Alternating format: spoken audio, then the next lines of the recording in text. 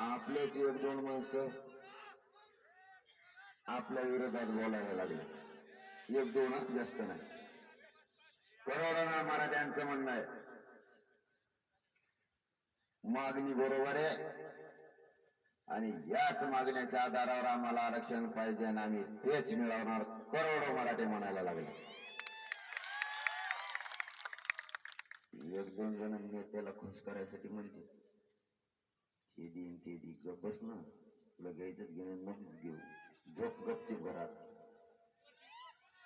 आम्हाला पाहिजे गोरगरीब मराठे आम्ही घेऊ आणि आमचे लेकर त्यावर भविष्य उज्ज्वल करतील, त्यांचं आयुष्य उद्ध्वस्त नाही होणार. तू गप बस.